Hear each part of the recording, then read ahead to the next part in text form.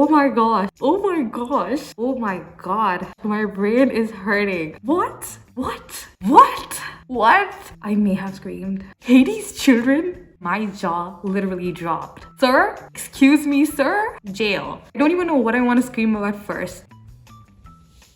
I had to literally sit down. Ew, girlfriends. The slow burn between Annabeth and Percy. Tyson is my small little baby. At least let me keep the toy. Hello, everyone. Welcome. You will not believe me, but it's the third time I'm filming this. The first time, I didn't record.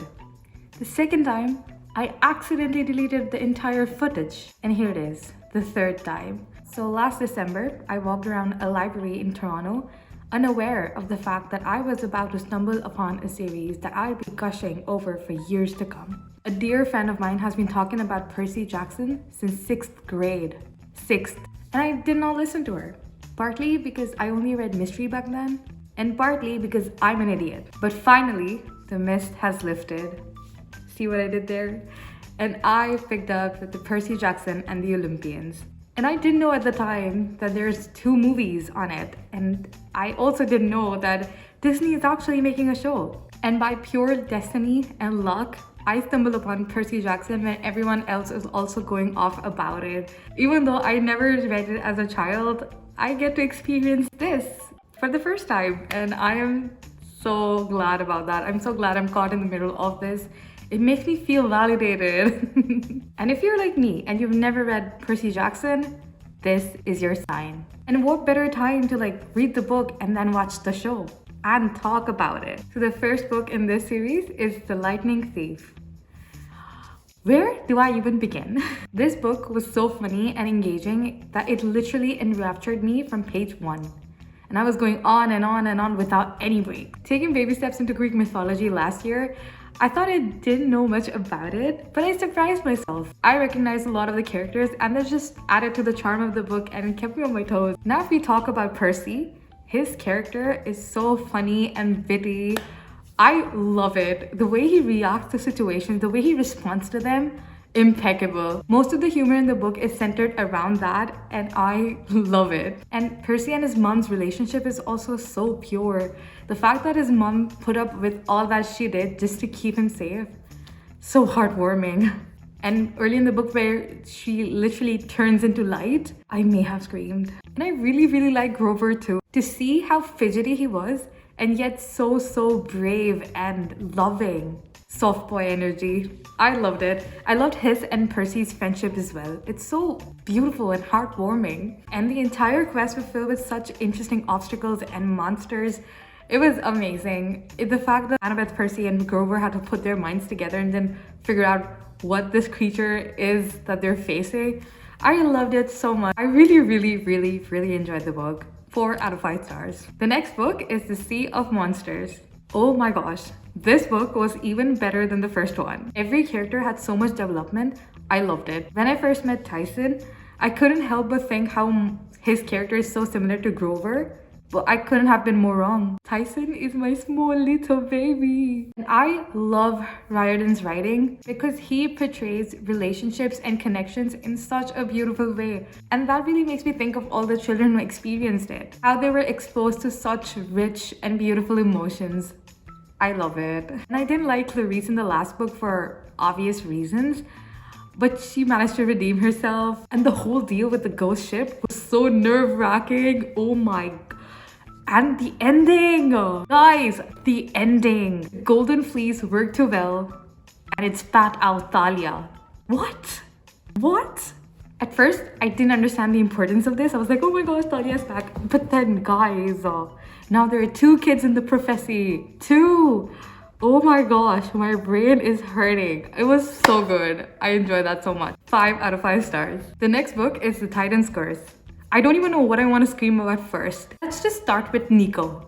Hades children? Oh my gosh. The way I lost it when I found that. And at that point, I couldn't even imagine what's more to come. Besides that, when Bianca accepted Artemis's offer, I was like, selfish. Because honestly, it didn't sound very appealing to me. But I get it now. I understand. Either way, Nico has my full heart. My entire, complete, total heart. I loved how his character felt so much more mature towards the end of the book than in the beginning, to see that how much his sister's death has affected him. I loved how the danger in this book escalated so much. I mean, Annabeth Honey was literally shouldering the sky. What? And the slow burn between Annabeth and Percy, oh my god. Especially when Aphrodite smiles at Percy and for a second she looks like Annabeth. Oh my heart. That gave me Hermione's mint toothpaste in a love potion vibes. I love that so much. 5 out of 5 stars. The Battle of the Labyrinth. What was that book? Oh my god, that was incredible. That was impeccable. That was amazing. This quest was not a joke. And I loved how finally Annabeth could take on this quest. And I also love how she picked all these characters to go with her. And can we just quickly address the fact that Percy went from ew girlfriends to having 3 different love interests about a single book? What was that about? And when these guys rescue Nakamura and we see that he's filled with such hate and vengeance, again, the representation of what neglect does.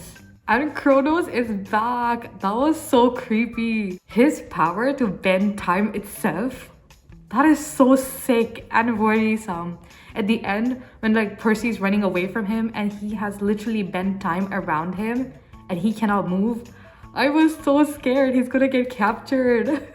But that is when Elizabeth comes in and throws a plastic hairbrush in Kronos' eye. This is precisely what I love about Riordan's writing. The humor in little things. And there's this one scene where Nico is literally summoning the spirits using Happy Meals, and Mino's ghost is just there like, at least let me keep the toy. Guys, I died laughing. This series has only been getting better and better each book. 5 out of 5 stars. And finally, we have arrived to the last book in this series, The Last Olympian. That was one hell of a ride. This book was perfect. Perfect. I was analyzing the writing style of this book while I was reading it because I really wanted to know how Riordan was making me watch this masterpiece of a movie inside my head. And I just want to say that I am amazed. If I sit down and dissect the writing for you, I'm gonna talk for hours and hours and hours. But I'm not gonna do that. And I'm only going to tell you that this book and all the other books obviously in this series were amazing. And I have enjoyed them thoroughly. And I loved the fact and the idea of how every single character in this book had a moment to shine. And of course, redeem themselves. And I didn't see the fates of any of the characters coming, which made me so happy, guys. Grover was made the member of the Cloven of the Elderly and my jaw literally dropped. And I was like, oh my gosh, that's amazing. And then Mr. D says that he is the new Lord of the Wild. Sir? Excuse me, sir? What? And then Annabeth is appointed the new official architect of Olympus. What? I am so proud of my dearest Annabeth.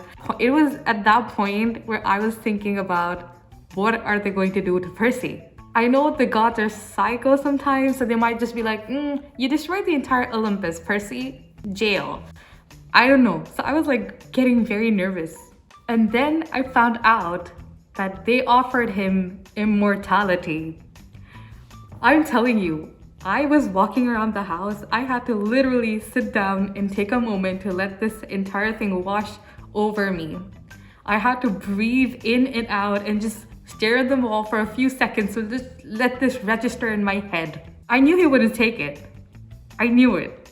Did I? I didn't know. I was like, he's getting offered immortality, and that was enough for me. That was enough. And I think my most favorite quote from the book is when Luke asked Annabeth if she loved him, and she just looked at Percy. The way it's written there reads, she looked at me like she was drinking in the fact that I was still here. And I realized that I was doing the same thing.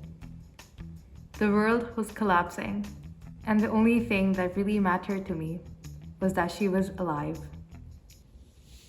5 out of 5 stars.